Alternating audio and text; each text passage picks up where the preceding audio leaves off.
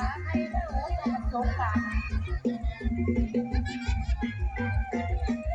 วัสดีค่ะอันนี้เป็นแห่มือจุดไถ่แห่ต้นดอกไม้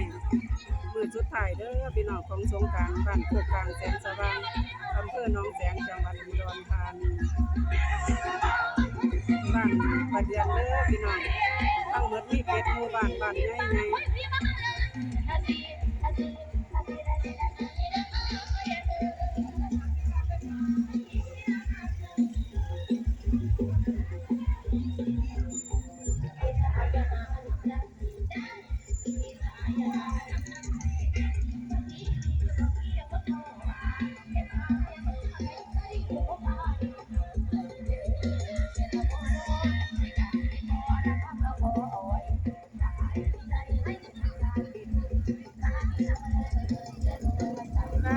เดือดร้อนในต้นเขา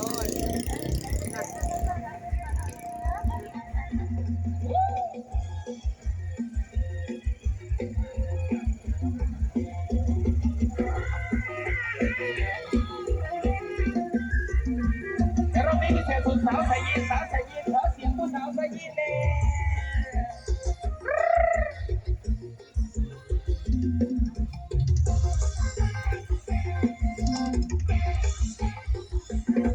เห็นเธอลงอย่างนี้จงมาเห็นต่อเสียและนี่ออกมาเป็นทองส่วนบนกับส่วนจุดพุ่งส่วนล่างกับมนุษย์มันสูงไม่ได้นอน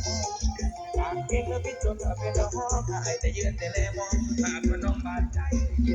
ยี่ห้อเองเด้น้องลาน้องอายเดินหน้าที่ซื้อมาให้เองใส่แล้วอายยังวัดขนาดแล้วมันสิจักกี่บาทจะซื้อให้ซ้ำไปไม่ว่าจะดูมุมไหนแค่เก็บเอาดีใจก็รู้ได้ตลอดความสวยอาจเป็นสวยเป็นพวกเป็นพวกย้ำเห็นจนจะตายจะทีจะสู้กี่ก็น้องไม่ออกบอกมีคนละพ่อแล้วไปแล้วเป็นจังสิที่ได้ออกไปนอกสวนเอาหม้อตัวนู้นกระจุกตัวบานส่งผมเห็นถ้าเขาอีกเก่งก็น่าเท่โลบัดเดี๋ยวบัดสาวใส่ถ้าผู้เฒ่าก็เต้นพี่น้อง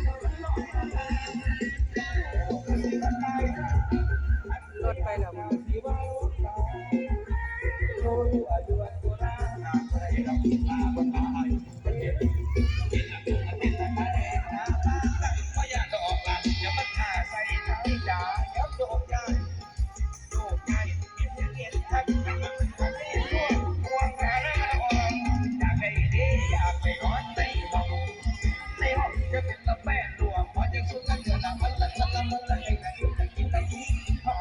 คลิปนี้ประเด็นกสิขอจบไปซ้ำนี้ก่อนเด้อพี่น้องเพิ่นสิมาอยู่ไกลโพด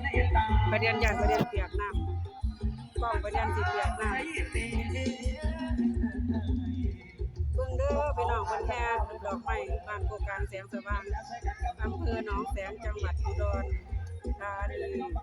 เอาไว้เจอกันคลิปหน้าคลิปนี้ก็สวัสดีค่ะ